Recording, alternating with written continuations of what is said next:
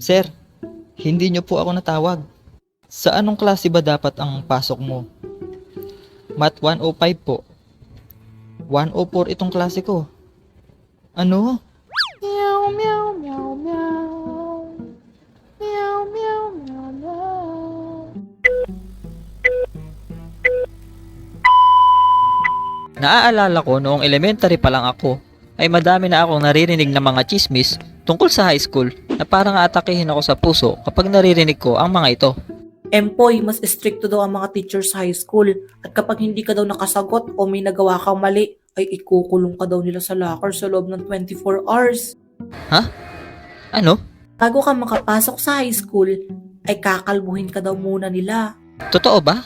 Pinakamalupit daw dito ay wala nang recess sa high school. Ha? Favorite subject ko yun ah.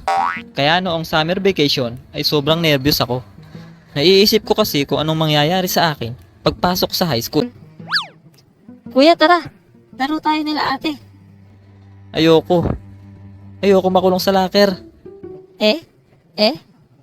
Fast forward natin ng konti sa gabi bago ang unang araw ko sa high school. Naayos ko naman na ang mga gagamitin ko at mga school supplies ko para sa eskwela. Ready na din ang bago kong uniforme at sapatos. Kaya handa na ako para sa unang araw ko sa high school. Nang gabing iyon ay nagpapaalam na din ako. Mamimiss kita, buhok ko.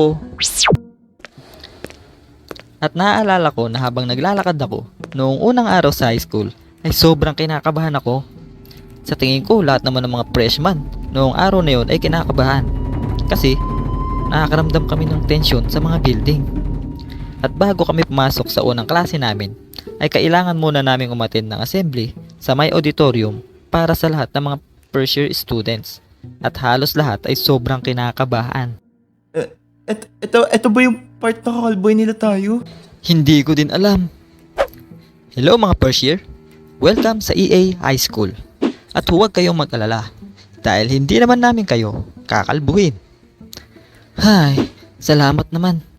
Huwag kasi kayo naniniwala sa mga chismis at baka magaya kayo dito. Ano? Nagpakalbo pa naman ako. Bakit ganun? Ibalik niyo buhok ko.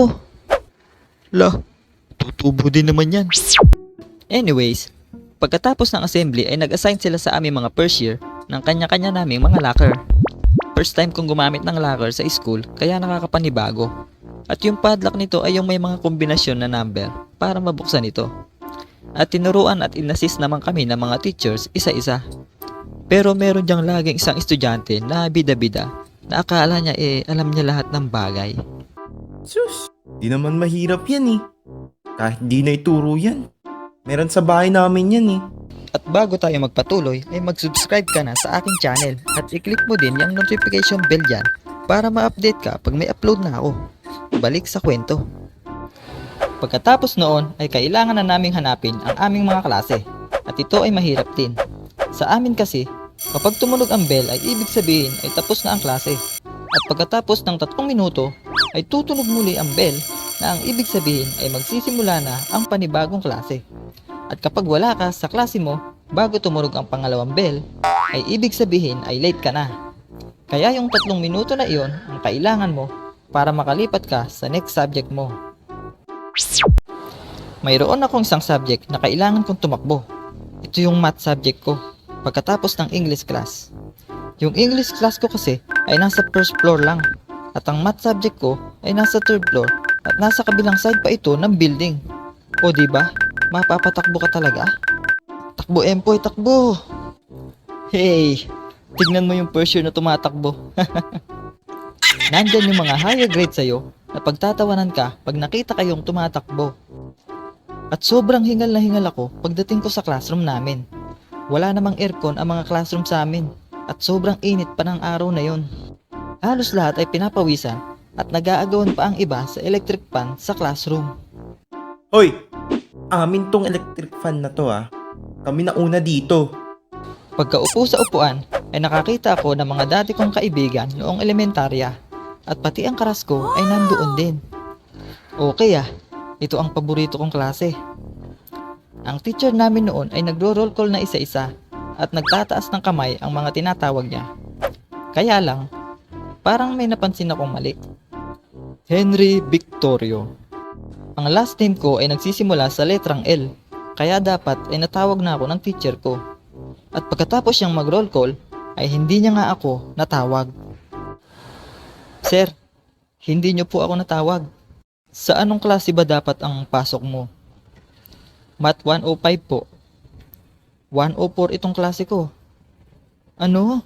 Meow, meow, meow, meow. Meow, meow, meow, meow. Tama. Napunta pala ako sa maling classroom at sobrang hiya ko noon.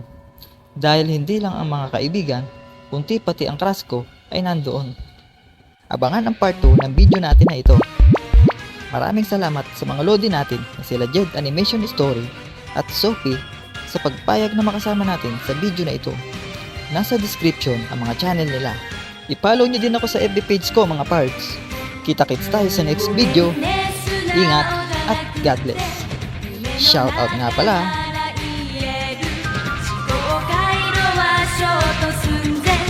今すぐ会いたいよ泣きたく